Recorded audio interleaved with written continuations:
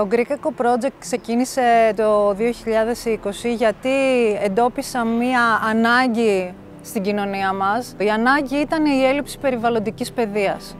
Όταν βλέπεις ανθρώπους που δείχνουν ασέβεια για το περιβάλλον, δεν μιλάνε όμορφα μεταξύ τους, με τον συνάνθρωπό τους, όταν δεν συμπεριφέρονται όμορφα σε ένα αδέσποτο ίσως που περάσει από δίπλα τους, καταλαβαίνεις ότι κάτι δεν πάει καλά. Βλέποντας αυτό εδώ και νιώθοντας ότι με ενοχλούσε αυτό το πράγμα, ήθελα να κάνω κάτι γι' αυτό. Και έτσι ξεκίνησα το Greek Eco Project, με την βοήθεια κάποιων φίλων στην αρχή που κάναμε κάποιες δράσεις όπως καθαρισμούς δασών, πεζοπορίες, δεντροφυτεύσεις και σιγά σιγά εξελίχθηκε σε κάτι πολύ μεγαλύτερο. Το περιβάλλον είναι το σπίτι μας, αυτό δεν το έχουμε καταλάβει ακόμα. Αν είναι καλά η φύση γύρω μας, είναι και η ψυχική μας υγεία καλά, είναι και η δική μας η σωματική υγεία καλά. Το περιβάλλον σαν περιβάλλον δεν έχει την ανάγκη τη δική μας για να προστατευτεί. Μπορεί πολύ καλά να προστατευτεί και μόνο το έχει όλο το χρόνο του σύμπαντος μπροστά του για να προστατευτεί.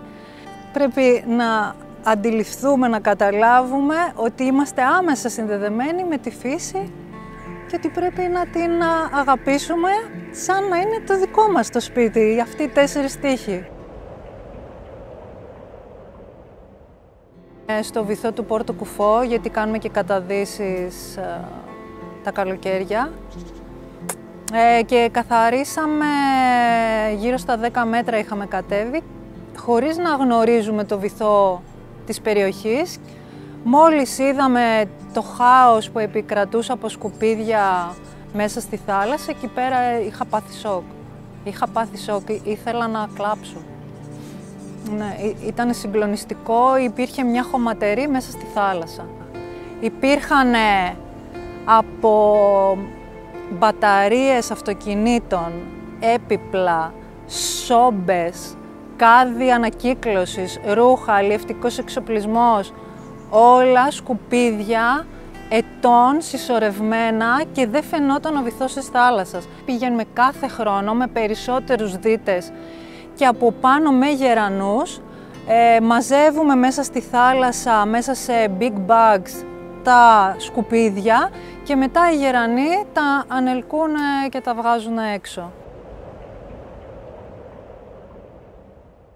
Υπάρχουν 2 όψεις του νομίσματος.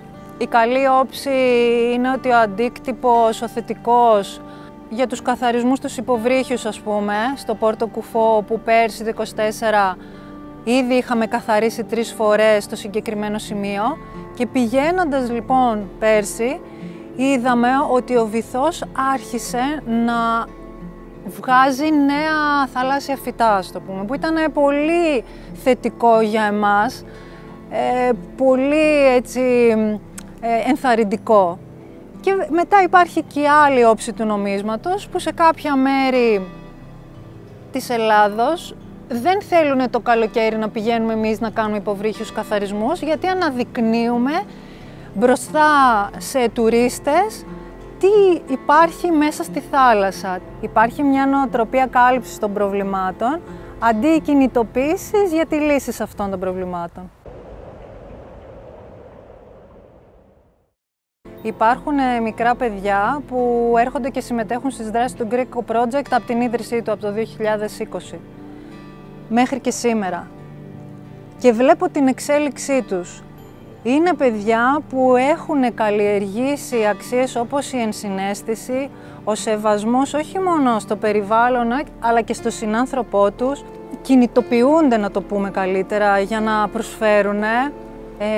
Κάποια παιδάκια που τα βλέπω συχνά πάνε να βοηθήσουν έναν ηλικιωμένο να σηκώσει ένα βαρύ αντικείμενο για να το βάλει, ξέρω εγώ, μέσα στο αυτοκίνητό του. Ή θα απαντήσουν ευγενικά σε κάποιον που ίσως τους προσεγγίσει πιο επιθετικά. Έχουμε μία εθελόντρια στο Greek Eco Project που συμμετέχει στις δράσεις μας πάνω από 4 χρόνια και κάποια στιγμή έρχεται και μου λέει: Αυγή, Η δουλειά μου είναι το κλίμα πολύ τοξικό. Η καθημερινή μου ζωή έχει τα προβλήματά της, έχω τις κοτούρες μου. Αλλά λέει, όταν έρχομαι στις δράσεις του Greek Eco Project, είμαι ευτυχισμένη.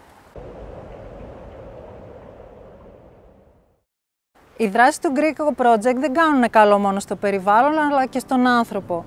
Αναπτύσσουν συναίσθηση και αισθητική και τον κάνουν πιο ενεργό πολίτη στην κοινωνία. Στο τέλος της ημέρας κάνεις καλό μόνο και φυσικά γίνεσαι και εσύ καλύτερος άνθρωπος.